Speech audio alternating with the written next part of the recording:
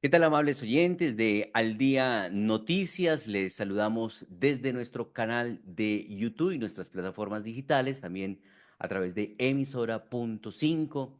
Estamos en el análisis políticos de la semana que retomamos para este 2025 con el exconcejal de Bogotá, Javier Ospina. Muchos hechos para analizar, entre ellos la delicada situación de orden público que se está presentando no solo en el Catatumbo, sino también en otras regiones del país. Javier Ospina, bienvenido al Día de Noticias y en este análisis político de la semana. John Didier, muy buenos días para usted y por supuesto para todas las personas que nos siguen en los diferentes canales de internet, redes sociales, en Al Día Noticias. Este es nuestro primer resumen de la semana del 2025. Espero que nos acompañen juiciosamente cada 8 días durante este 25 y lindo 25 para todas las personas y sus familias que nos están viendo. Bueno, la primera pregunta es la conmoción interior. Ya se emitió el decreto en el que el gobierno acude a la conmoción interior para tratar de solucionar el problema de orden público en el Catatumbo. Para ilustración de los oyentes, ¿qué es una conmoción interior a nivel político administrativo? Y si eso realmente va a aportar a la solución del problema de orden público en norte de Santander. Bueno, es unas medidas extraordinarias que utiliza un gobierno en momentos de crisis como el que estamos viendo en el Catatumbo en este momento, ¿sí? En orden público o de emergencia económica, si así lo amerita. Son medidas extraordinarias y en ese marco de esas medidas extraordinarias, el gobierno, en este caso el presidente, puede expedir decretos con fuerza de ley, pero hay que también tener claro que esos decretos con fuerza de ley inmediatamente sean expedidos para la Corte Corte Constitucional. Constitucional, hacen una revisión muy rápida y avalan que esté en el marco de la conmoción interior, porque eso está regulado también, porque no siempre está bien sustentado, la sustentación de motivos, eh, por la cual se decreta la conmoción interior y por ende los decretos con fuerza de ley. Digamos que eso es lo que se deriva, em, lo que estamos hoy viendo con el Catatumbo, que claro que es para mí, después de décadas, lo que estamos viendo en el Catatumbo es desastroso. Como más de un desplazamiento, más de 50.000 personas, según cifras de la ONU, pues es una tragedia anunciada porque tanto la Defensoría del Pueblo en noviembre ya nos había advertido y le había advertido al gobierno nacional lo que podía pasar en esa guerra fratricida entre dos bandas narcotraficantes, como son las del ELN y las disidencias de las FARC. Bueno, en un principio el presidente a través de su cuenta de X dijo que era conmoción interior y emergencia económica. Parece que finalmente descartó la emergencia económica porque claramente salieron algunos expertos a decir que no se podía adoptar las dos medidas de manera simultánea con los mismos argumentos, sino que tienen que ser independientes porque así lo dice la norma. No puede ser que por una misma situación se tengan que acudir a dos emergencias. Sí, pero en el decreto que acaba de salir hace unas horas, ahí también anuncian que posiblemente van a haber impuestos extraordinarios para atender la emergencia. Para poder tener recursos. Sí, sí, sí. Entonces, es verdad lo que muchos decían, que la conmoción interior era una excusa para poder sacar la reforma tributaria que el Congreso no le aprobó. Pues eso es gravísimo porque es que esa excusa primero está costando vidas humanas y obviamente un desplazamiento, como ya lo dijimos, de más de 50.000 personas. Un desplazamiento de niños, de personas adultas, de campesinos que están a la merced y en un fuego cruzado de dos bandas narcotraficantes que simplemente están disputándose un territorio de la cual el gobierno también es responsable, porque uno, dándole tantas largas y beneficios a esos narcotraficantes del ELN sentados a la mesa, una mesa que nunca prosperó y adicionalmente una región donde los cultivos de coca pues crecieron exponencialmente y esos cultivos de hoja de coca se transforman en cocaína. Y toda esa dinámica unida a lo que está también pasando en Venezuela. Ahí hay un tema gravísimo, John Didier, que es para mí una violación.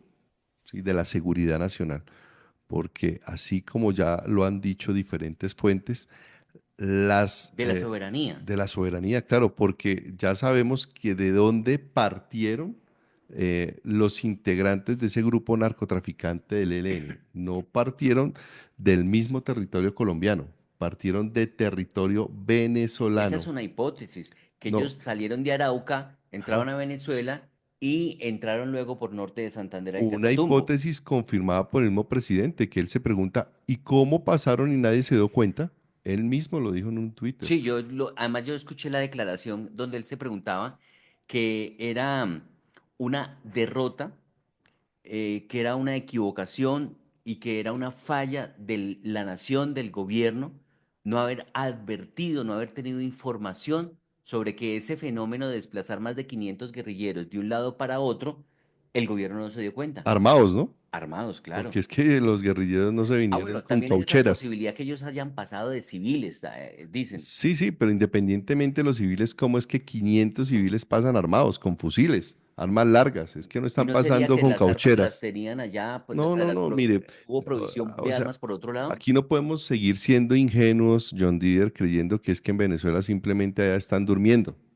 Allá tienen campos de entrenamiento, se están entrenando. Ya sabemos qué es lo que pasa en Venezuela, con apoyo también de las fuerzas de seguridad de Cuba, con la permisividad. Entonces, por eso yo digo que hay una violación sistemática de la seguridad nacional, porque con la anuencia, o sea, el permiso de del gobierno, ¿qué gobierno? De la dictadura de Maduro, pues se están fortaleciendo esos grupos guerrilleros narcotraficantes, porque allá también hay un régimen narcotraficante en Venezuela. No, pues total. Exacto, El cartel de entonces, los soles. si nosotros unimos ese cartel de Venezuela con el cartel que opera hoy, que es un cartel transnacional de los soles, que el ELN, que las FARC, pues fíjese que el ELN se fortalece cada día más y pasan como Pedro por su casa, se fortalecen, se capacitan, se adiestran y cuando quieren pasan al territorio colombiano, ¿sí? Y hacen lo que estamos viendo en el Catatumbo. Para mí, eso es una violación a la seguridad nacional.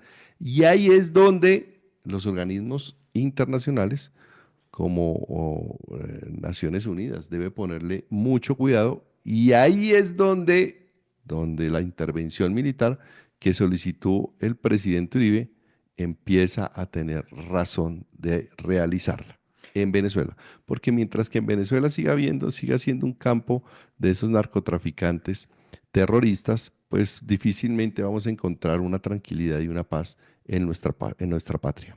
Bueno, pero entonces la conmoción interior le da facultades al gobierno, al presidente, de tomar medidas y normas que en el momento no existen y que tendrían que aprobarse a través del Congreso de la República, pero esa conmoción interior le da una facultad al presidente de no pasar por el Congreso, sino tomar la medida de manera directa. Mm. Ahora, una conmoción interior tiene que ser avalada por la Corte Constitucional y debe demostrarse que es un hecho sobreviniente, que llegó de un momento a otro y no se esperaba, como un volcán, por ejemplo, o un terremoto.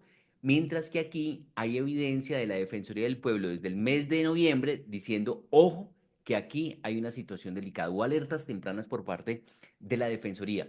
Y Vera Grave es guerrillera del M-19 y delegada del gobierno en los diálogos con el ELN, dijo, infortunadamente esto se veía venir y no se tomaron las medidas a tiempo, pero era previsible que esto que está ocurriendo en el momento en el Catatumbo se fuera a presentar. Lo dijo Vera Grave y está ahí en las declaraciones a medios de comunicación. O sea, que no es una sorpresa, no es un hecho sobreviniente, sino que es crónica de un desastre anunciado.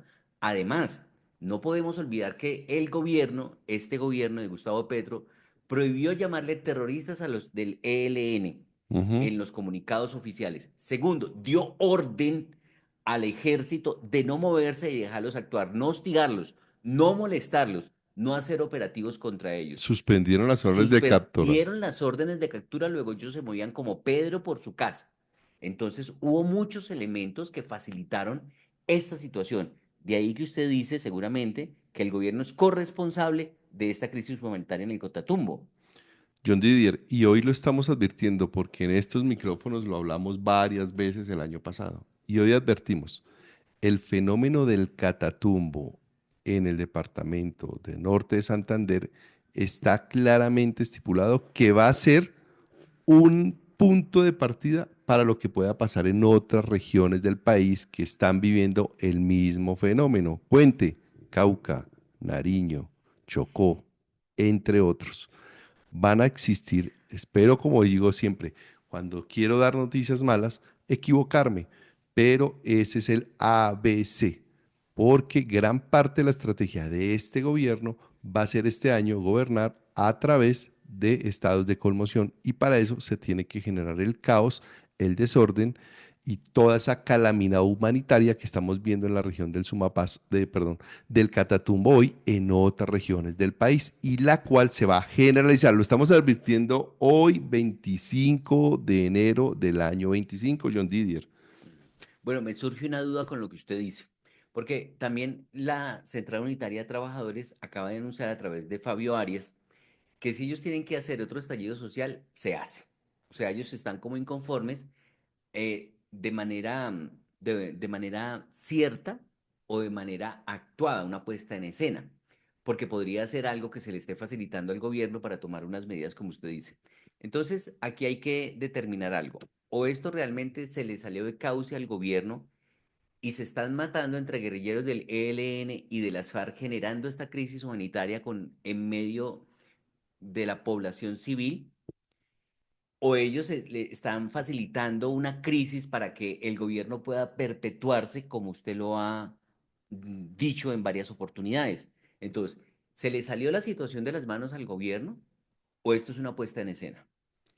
Hoy yo pienso lo segundo con algún componente de lo primero, porque es que usted no sabe los alcances que puedan tener estas bandas, es que usted está negociando con delincuentes, usted no está negociando con monjitas de la caridad, John Didier, y esos delincuentes pues tienen un corazón y un alma mala y solamente buscan sus beneficios propios sin importar la afectación de los demás, en este caso de la población civil. Lo estamos Pero, viendo en el Catatumbo. Sí, se están pero se están llevando por asesinando, delante claro, a los campesinos, claro, incluso a los mismos se están guerrilleros. asesinando entre bandas delincuenciales, entre grupos narcotraficantes, disidencias de las FARC y el ELN. Pero en medio de esos combates, pues también caen personas, campesinos de la región, y lo más difícil son desplazados de sus casas, de sus áreas de trabajo, de sus áreas de vivienda.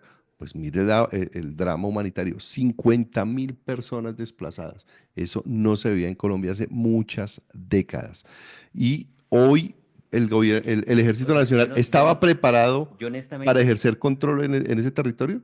Después de 8, ¿cuánto llevamos con la emergencia? 8 días. 8 días porque el detonante fue el asesinato una lamentablemente, familia. de una familia compuesta por el señor, su señora y un bebé de 6 o 9 meses. Ese fue el detonante por la cual estalló toda la crisis y eso fue hace más de 15 días. El ejército, y como yo le digo, ya se sabía por qué no estaba preparado el ejército para entrar en la zona y tomar el control. ¿Por qué nos hemos demorado tanto? No le quiero dar responsabilidades, obviamente, el ejército base. ¿Y quién comanda el ejército? ¿Quién es el comandante hoy mayor de las fuerzas No, pues todo el militares? mundo ha El dicho que presidente. las fuerzas militares han estado maniatados en este gobierno Empezando porque se le suspendieron las órdenes de captura. Entonces alguien me decía y ayer, los pero el operativos. ejército, le dije, oye, pero es que el ejército, ¿cómo ir a capturar a alguien que no tiene orden de captura? Porque supuestamente estaban en una mesa de negociación de No, paz. y pararon Por operativos. eso, entonces, pero ya el gobierno primero rompió los diálogos de paz con el ELN, reactivaron las zonas de captura, a algunos, no a todos, a algunos cabecillas del ELN. ¿Y por qué 8 días después no hemos sido capaces de entrar al territorio y controlar tanto a unos como a otros? Pero sí han entrado porque fíjese que llegado, según tengo entendido, más de 3.000 soldados y policía a la zona, al punto que 35 guerrilleros disidentes de las FARC han entregado sus armas al Claro. ejército. Pero hoy todavía existen zonas de esa región del No, hay Catatumbo. gente confinada. Por eso, entonces no lo hemos controlado. O sea, Porque es que un hay control minas en los eficaz, caminos, no. hay minos en los caminos y Claro. no pueden salir. A eso me refiero. Entonces, realmente el ejército ha entrado, pero no ha controlado. Una cosa es entrar, otra cosa es controlar y tomar las riendas del territorio. Bueno, Nicolás Maduro dijo en las últimas horas que él tenía Diosdado Cabello en estos ejercicios militares en la zona de frontera, pero habló que los tenía en el Catatumbo, que porque estaba Venezolano. ayudando al pueblo colombiano de Ujú. estos grupos narcotraficantes. Y el presidente Petro dijo desde Haití que ya habló con Nicolás Maduro para que por favor ayude a controlar a estas bandas criminales, a estas, porque ya el presidente los llama bandas criminales, ya no son guerrilleros porque según el presidente ya no tienen ideología política, sino que se han dedicado al narcotráfico. Ujú. No Ya lo sé. dijo el presidente. Bueno, por lo menos tarde, pero está reflexionando Entonces le está pidiendo en la ayuda a terminología. Nicolás Maduro para que le ayude a controlar, porque estos guerrilleros mm, huyendo de los operativos del ejército, pueden irse a Venezuela mientras se calman las aguas y luego vuelven y pasan y vuelven a hacer una situación difícil allí para los pobladores en norte de Santander. Pues, pues John Didier, es ilógico que el presidente Petro le pida ayuda a la persona que ha fortalecido ese grupo narcotraficante en su territorio, con la anuencia del ejército venezolano, por supuesto, y de toda la parte institucional de Venezuela. Pues eso no lo debería hacer. Lo que debería estar hoy haciendo el presidente Petro es pidiendo ayuda a los diferentes organismos internacionales para que realmente hagan una intervención seria en la región de la frontera, por donde están entrando los guerrilleros, perdón, los narcotraficantes terroristas armados, ya sea de civil o camuflados, pero están entrando a desestabilizar la seguridad nacional. Por eso le digo, esto es un tema de seguridad nacional porque trasciende nuestras fronteras. Alguna gente ha criticado que el presidente no haya pedido la reactivación de las órdenes de captura, sino que fue iniciativa de la fiscalía, porque fue el presidente el que mandó a suspender las órdenes de captura. ¿Eso hay algún problema ahí en que el presidente no haya hecho pública la solicitud de suspensión de órdenes de captura? Pues lo que pasa es que es el que ordena bajo un marco como fue el de los procesos de paz, que le daban la Ujú. facultad a él. Entonces, él como la suspendió, él mismo debe tomar la medida de pedir a la fiscalía que la levante. Es más, inmediatamente se suspenden el proceso de paz con el grupo narcotraficante y terrorista el ELN, se debió automáticamente la fiscalía de activarlas de nuevo.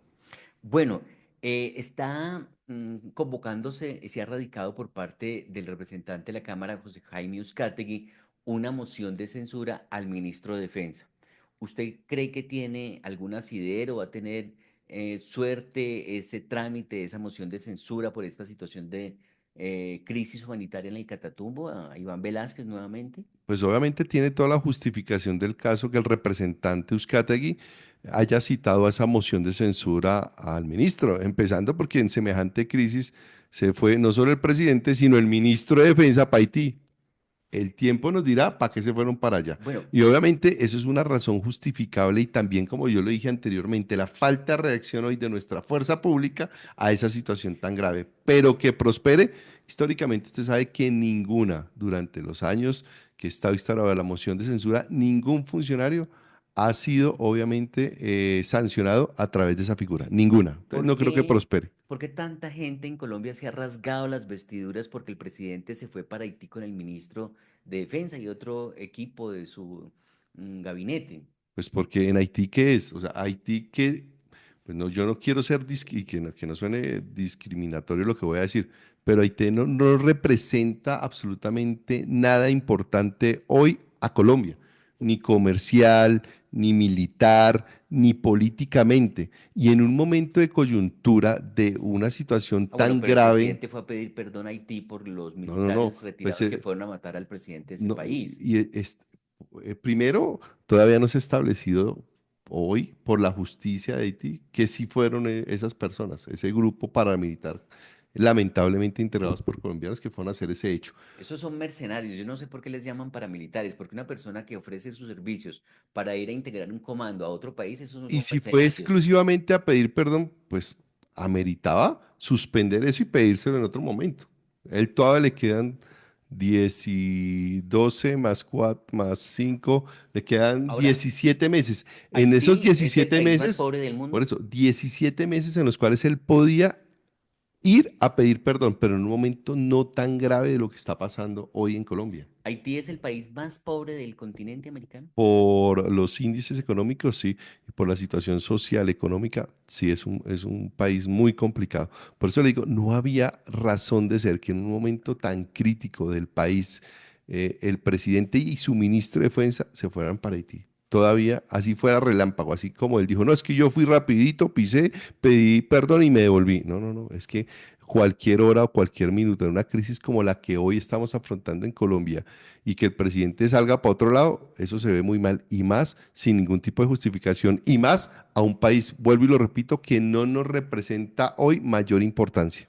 Ahora, parece ser que este tema del Catatumbo, que la guerra a muerte entre ELN y FARC, se está dando también en el Cauca, en el Guaviare y en el Meta. Eso promete extenderse a otras O, regiones del país, pero eso- entonces entre ellos mismos se están matando. Uno diría, pues que se maten, pero está la población civil mm, en medio de las balas. pues ahí estamos viendo el ejemplo, sí, se están matando entre uno y otros grupos narcoterroristas, pero en medio está la población civil. 50.000 desplazados en la región del Catatumbo. Entonces, ¿cuántos millones de desplazados vamos a tener en el país cuando comiencen a explotar los diferentes conflictos que, como usted bien lo enuncia, están hoy listos? Porque el fenómeno que dicen que porque subió la coca o la cocaína y el precio de la hoja de coca se dio el conflicto y todo, pues así como se dio en la región del Catatumbo, usted sabe que está inundado de cultivos de hoja de coca Colombia. Ujú, Sí que le han cobrado al presidente en redes sociales que en campaña dijo que en 3 meses se acababa el ELN. ujú. Pero de fortalecer, No, ¿por qué digo, no? que a los 3, o sino que él renunciaba, que No, porque pero no sirve para hacer no, la no, paz. no, no, pues Pues no ha servido y no ha renunciado. no, no, ni lo uno ni lo otro, ni se acabó el ELN, ni se sentaron a seriamente hablar de paz, simplemente se les dio todo un camino expedito para que se fortalecieran militarmente en un territorio como el venezolano.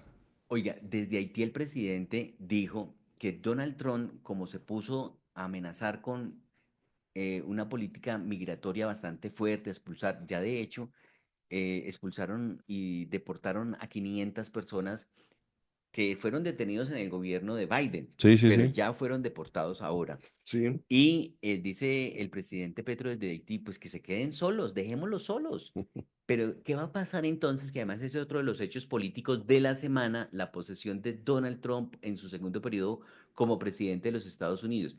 ¿Se va a poner a pelear el presidente Petro con Donald Trump? ¿Qué va a pasar en las relaciones Colombia-Estados Unidos? Que Estados Unidos sí es un socio estratégico de Colombia en muchos aspectos, económico, hacen donativos que además ya dicen que se van a cerrar esas donaciones o aportes de Estados Unidos a Colombia mientras no haya evidencia de resultados en la colaboración del control migratorio, en la lucha contra el narcotráfico, en los cultivos ilícitos, y parece que Colombia no está haciendo la tarea en ninguno de esos aspectos y ya dieron orden de no girar más recursos para Colombia. Allá hay un tratado de libre comercio, es Estados Unidos quizás el principal comprador de productos colombianos y entonces en la ayuda militar, ¿qué va a pasar en las relaciones de Colombia-Estados Unidos en este momento? Parte de la estrategia del presidente Petro es crear enemigos y hoy tiene la posibilidad de crear un gran enemigo que es el nuevo presidente de los Estados Unidos, Donald Trump, y más con unas políticas muy fuertes antimigratorias, obviamente ilegales, ante la migración ilegal, y otras medidas importantes para el continente. Entonces, él como le gusta ser el referente de la izquierda y antiimperialista, al lado de su A gran nivel amigo mundial, ¿no? Maduro, al lado de su A amigo nivel el mundial. dictador Maduro. No solamente aquí en la región, a Así nivel es, mundial. entonces, ahí al lado de su gran amigo, el dictador Maduro, ellos son los dos adalíes antiimperialistas del mundo. Entonces, en ese orden de ideas y bajo ese relato, pues me imagino que está comenzando a dar declaraciones en contra de las medidas que el presidente Trump ha dado y que es coherente con su programa de campaña, porque él lo dijo claramente mientras que estaba en campaña, cuáles iban a ser las medidas, en este caso migratorias, contra las personas que llegan a territorio de Estados Unidos bajo la ilegalidad por el corredor de México. Entonces, él muy audazmente dice, entonces dejémoslos solos. Hombre, pues finalmente yo creo que Tron a estas alturas no sabe ni está interesado en qué dice o deja de decir por el momento Petro. Pero hay que saber manejar muy bien estas relaciones porque como en un fuego cruzado, adivine quiénes son los que sufren. Los empresarios que hoy o los comerciantes que mantienen algunos niveles de comercio con los Estados Unidos. Como usted bien lo dijo, hoy puede ser nuestro principal socio económico, la economía de los Estados Unidos, por lo que representa para nosotros. Entonces, creo que es una mala estrategia económica para nosotros como país, pero para el presidente Petro, le puede rendir a algunos réditos con su base más fiel o fanáticos de él. Dice, ay, sí, mire, nuestro Robin Hood nacional ahora se va a volver un Robin Hood O sea, internacional. mucha gente le va a aplaudir que se le pare firme a Trump. Pues mucha gente no, pues sus barras bravas Ujú. vuelvo y le digo, El y 30% que lo apoya. exactamente, que estamos hablando un 33 millones de colombianos más o Ujú. menos, y que eso lo demuestran todas las encuestas que da. O sea, ese es su techo, y esos 3 millones de colombianos mal contados, pues se estarán hoy diciendo, ay, mire, nuestro Robin Hood nacional se va a volver internacional porque está peleando. Entonces él quiere grabarse como una pelea entre David y Goliat. Entonces él dándose las de David contra un Goliat, pero ahí lo que sucede es que existir un daño colateral, que es afectar la balanza comercial de nuestro país y las relaciones obviamente internacionales. Pero bueno, ahí van a nombrar una gran canciller, ¿no? Ahí ya viene la gran Ya canciller voy a para la pagar eso. Cancillería.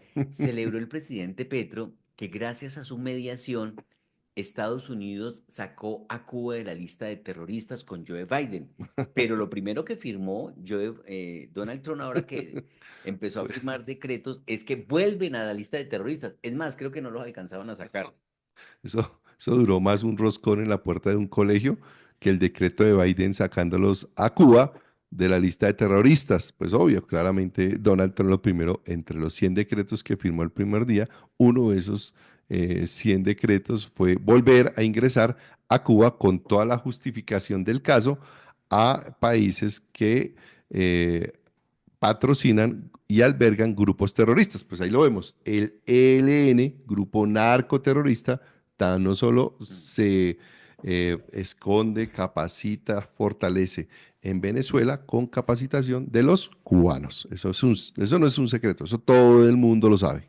Bueno, hay que decir que la situación para el presidente Gustavo Petro está bastante difícil y delicada. Se lamentó el presidente Petro porque no lo invitaron a la posesión de Donald Trump y Ujú. porque solo invitaron a gente de derecha. De hecho, Javier Milei, presidente de Argentina, figura allá en la posesión de Donald Trump. Ahora, también la segunda llamada que hizo Donald Trump a un presidente, la primera fue el de Emiratos Árabes Unidos, la segunda a Nayib Bukele de Centroamérica, que Ujú. se ha destacado por ser un presidente y un mandatario duro, recio con los criminales, lo que mucha gente está pidiendo en Colombia. Pero entonces, ¿por qué solamente invitan a la gente de la derecha a la posesión de Trump? ¿Eso está bien? ¿No hay que hablar con todos los sectores? Bueno, lo que pasa es que uno generalmente a sus fiestas invita a sus amigos y a los más cercanos. Y pues el presidente Trump finalmente invitó a las personas que son afines a su pensamiento. Y él tiene dos alfiles muy importantes en América. Uno en Centroamérica, que es obviamente Nayib Bukele, presidente de El Salvador, que ha dado unos resultados extraordinarios, tanto a nivel de seguridad como económicos para su país. Oiga, si este puede derrotar al crimen, El ¿no? Salvador es una cosa antes y un después de Nayib Bukele, con para algunos cuestionadas, pero para otros eficaces medidas que ha tomado, empezando porque erradicó esas Las FARC y pandillas las que pandillas. eran también pandillas eh, no solo que operaban en el estado de Salvador, sino también fuera, o sea, eran transnacionales, Ujú, pandillas transnacionales, muy parecido a lo que hoy vemos con el Tren de Aragua, ujú, porque el Tren de Aragua empieza y nace como una pandilla en Venezuela ujú. y con el fortalecimiento y la anuencia de ese gobierno empezó a expandirse por toda América. Se apoyan en los gobiernos. Claro, y empezó a expandirse por toda América. Entonces está en todo, en Chile, en México, en Estados Unidos. Pues fíjese que el gobierno de Chile va a acusar a Diosdado Cabello de haber patrocinado, financiado a miembros del Tren de Aragua a perseguir un miembro de las fuerzas militares de Venezuela, disidente, que se fue a esconder a Chile. Hasta allá, Diosdado Cabello, dicen ellos, contrató a miembros del Tren de Aragua para que los secuestraran y asesinaran a ese Y que se apoyó ex en el miembro. ELN para perseguir a todos los disidentes del gobierno. Exacto. Entonces, volviendo al tema de Nayib Bukele tiene claro el resultado con Malatrucha, que era la gran banda delincuencial o los grandes pandilleros que operaban no solo en El Salvador, sino en otras partes del mundo. Entonces, eh, el presidente Donald Trump los llama, los saluda y le dice que quiere contar con la experiencia de él para ir atrás los miembros de la banda delincuencial, el Tren de Aragua, que el gobierno venezolano dice que no existía. Ellos en algún momento hicieron un comunicado oficial y dijeron, el Tren de Aragua es una invención, eso no existe. Y usted sabe muy bien que yo fui el primero aquí en Bogotá en denunciar que el Tren de Aragua sí existía y que estaba operando en las diferentes localidades de Bogotá, empezando por la localidad de Kennedy. Y también en su momento la alcaldesa Claudia López salió al otro día a hacerle frente a la situación. Pero nosotros desde el primer momento denunciamos lo que el Tren de Aragua estaba haciendo aquí en nuestro territorio, en Bogotá y en Colombia. Bueno, esos 3 millones de colombianos que usted dice apoyan al presidente Gustavo Petro a su gobierno andan, pues sí, muy felices. Yo personalmente como ciudadano, voy a opinar como ciudadano, me parece que el perfil del gabinete que ha acompañado al presidente Petro se ha ido desdibujando. Arrancó muy bien, con por ejemplo José Antonio Campo Alejandro Gaviria, como ministro de Hacienda, Alejandro Gaviria, Cecilia López. pero no, ya caímos en Gustavo Bolívar, en Carlos Carrillo, en Alexander López, personas sin ninguna capacitación, preparación, experiencia en ¿Qué lo me dice el ministro administrativo de Educación? y personas desconocidas absolutamente. Y ahora Laura Sarabia, una niña de 30 años de edad, canciller de la República. No, que tiene una cualidad y es que es abierta, es de pronto el polo a tierra del presidente, es muy hábil en las relaciones, pero entonces, ¿dónde está la carrera diplomática de la que se habló o de los méritos de los que habló el presidente en campaña que iban a ocupar las principales posiciones? Entonces, ahora me dicen que Laura Sarabia es la canciller, María Fernanda Rojas la ministra del Transporte, la exconcejal de Bogotá, y para rematar, Benedetti sería el ministro de las TIC. Ujú. ¿Cómo ve usted esos cambios en el gabinete del gobierno del cambio? Que saberle secretos al presidente y secretos que deben quedar ahí como secretos, pues da sus réditos. Les da réditos a las personas que le saben esos secretos al presidente Gustavo Petro. Me refiero especialmente, obviamente, a Laura Sarabia y al señor Benedetti. Eh, yo tengo una relación y un respeto profundo por mi ex colega María Fernanda, Mafe Rojas, Sí. María Fernanda Rojas, que Y hoy, es muy juiciosa, ¿no? Es sí, ella es trabajadora. juiciosa, ella fue también directora del IDU en la alcaldía Mm, de Gustavo de Petro. Gustavo Petro. Entonces tiene algún tipo de conocimiento del tema de infraestructura y Sí, todo el tema. Entonces, pues, sí. y ella venía trabajando en el Andrés DPS. Camargo, que también fue director del Sí, IDU de sí, Petro, sí. también fue ministro del Transporte. Entonces, y ella estaba trabajando en el DPS con Gustavo Bolívar, un tema Hablemos de ahí de... rotación en las Entonces, carteras a propósito no se me hace tan descabellado el nombramiento de Mafe.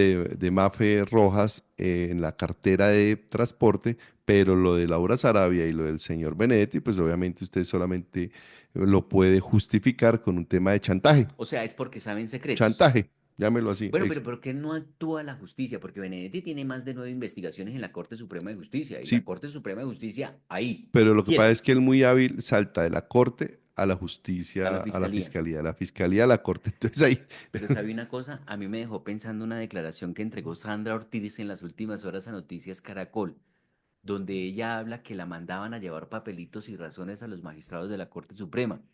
cuando estaban en la Gravísimo, ¿no? época De de elegir elección. fiscal. Sí, sí, Pero sí. entonces yo pregunto, ¿es que ni en la Corte Suprema de Justicia vamos a poder confiar y también está involucrada en corrupción con el gobierno?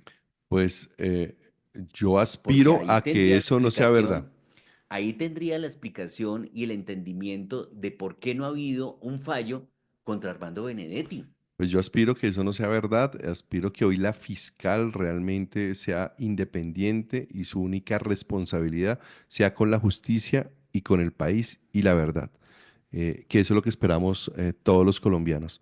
Pero lamentablemente Sandra Ortiz, que es parte del entramado de corrupción de este gobierno, que dijo que el tema de los carrotanques era simplemente una No, ella cortina habló de de humo, que ahí se robaron 3 billones de eso, pesos. Y yo eso. le quiero decir a las personas que se pongan a investigar cuánto es 3 billones de pesos. Son 3.000 millones de pesos. Eso, 3.000 millones de pesos. Eso, y eso se lo robaron todito, todito allá en La Guajira. Que lo de los carrotanques, ese escándalo de 140.000 millones de pesos, eso es simplemente una puntica. Pero el desastre que se llevaron ahí con sus ollas comunitarias, con las desalinizadoras que debían haber puesto, que en el tema de las rancherías se robaron 3 billones de pesos. Esa es la gran noticia hoy y eso es un gran trabajo que tiene que hacer la fiscalía. Y acuérdese que Y en ya el, mataron un testigo, claro, dijo y ella. Un acuérdese que en testigo el, clave lo mataron en sí, ese y caso. acuérdese que en el preacuerdo que está haciendo el señor Olmedo López, ¿cuánto está entregando? Devolviendo en dinero 700 milloncitos de pesos. Y él 700 nomás. 700. Ese fue Y el con 3 acuerdo. billones. Y ese fue el acuerdo que él hizo con la fiscalía, que él devolvía 700 millones, que supuestamente eso fue lo que él se robó Si y lo devuelve devuelve. 700, ¿con cuánto se habrá No, cogido? pues, y si Sandra Ortiz dice que el desfalco fue de 3 billones de pesos, Sí. ¿sí? Entonces, pues imagínense por ahí. Bueno, le quiero decir algo y es que lo de Sandra Ortiz es muy delicado, ¿no? Que habla de que ya ha habido asesinatos ahí de un testigo y ella dice que no ha dicho la verdad porque siente que no hay garantías, que ella quiere decir eso ante organismos internacionales porque parece que aquí ella no confía en la justicia colombiana. Pues porque sabe cómo se armó la telaraña.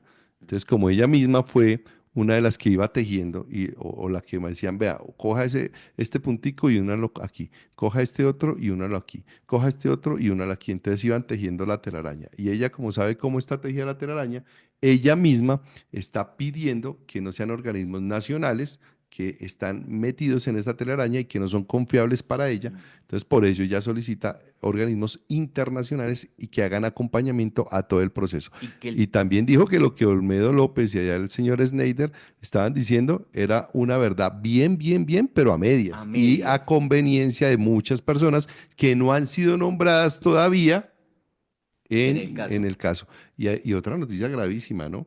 Que una persona, una mujer muy cercana al presidente, Dos, un familiar de una mujer muy cercana al presidente estaba cobrando dinero 12 mil por millones de nombrar pesos. altos cargos en el gobierno, en este caso, el director de la Unidad Nacional de Riesgo. Estaba vendiendo por 12.000 millones de pesos. Esto lo dice Sandra Ortiz, no es cosecha nuestra. Ujú.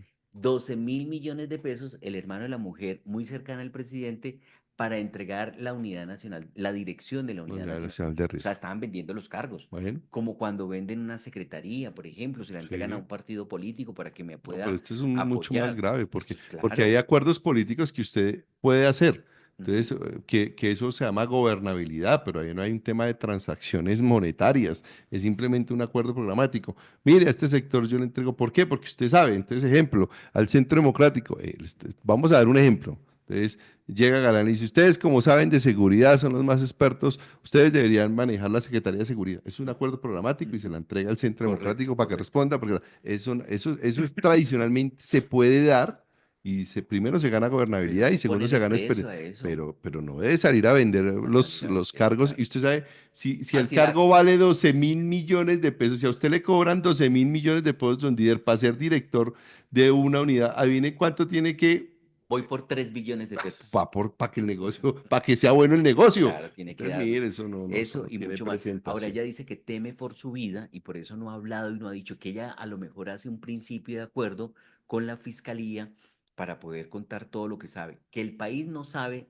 realmente los nombres que deberían estar allí mencionados que y que faltan. todavía no aparecen en esta película de la corrupción del gobierno. Y mucha gente sigue defendiendo al gobierno de Gustavo Petro. Y Gustavo Petro, que sí sabía, porque todas esas reuniones eran a la luz pública de todos y participaban todas las entidades de cómo iba a ser la repartición de los recursos y a quién tenían que darle participación para poder lograr los votos que se requerían para los proyectos de las reformas del gobierno. Ujú, Es ujú. decir, que ahí hay una clara evidencia de cómo ha actuado este gobierno y que lo que prometieron en campaña jamás se ha visto porque no se ha aplicado. Así a mucha gente le duela y seguramente nos estarán insultando por esto. Pero es que no lo digo yo, lo dice Sandra Ortiz de cómo ha actuado este gobierno.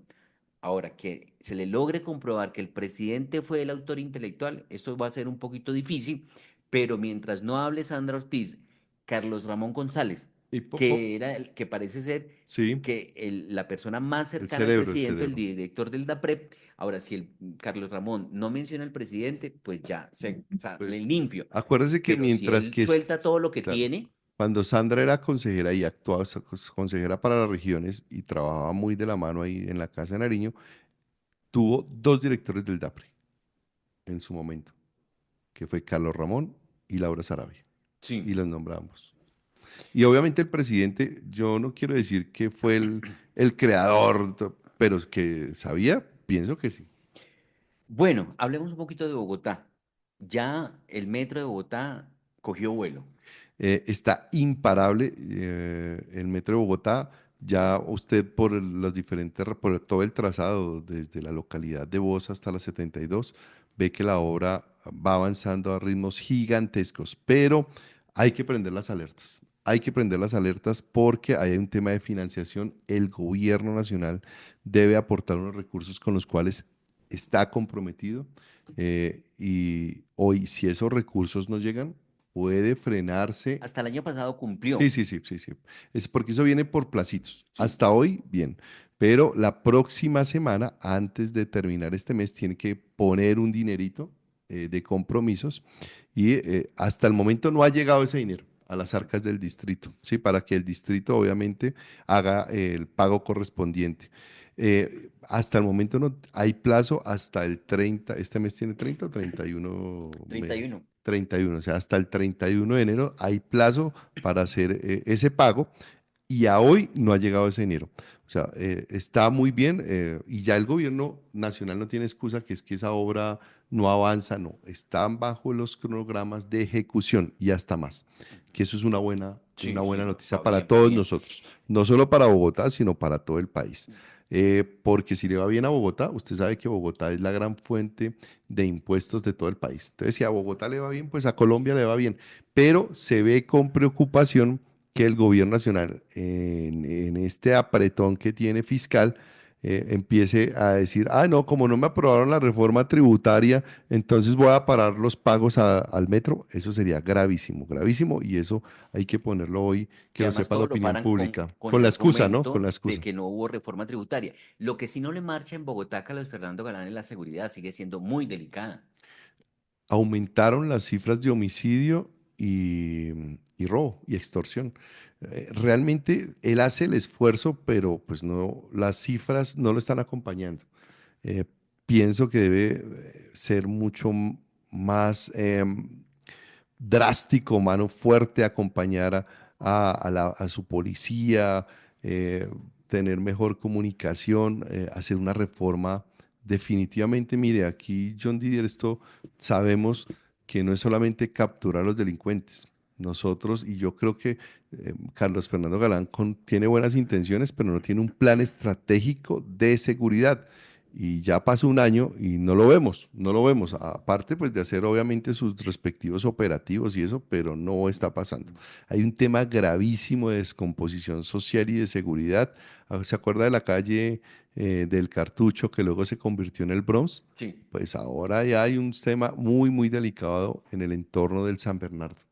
Es el nuevo Bronx y la nueva calle del Cartucho y usted sabe que lo que pasa allá repercute en toda la ciudad y es un sinónimo que a Carlos Fernando Galán realmente no le está yendo bien en el tema de seguridad.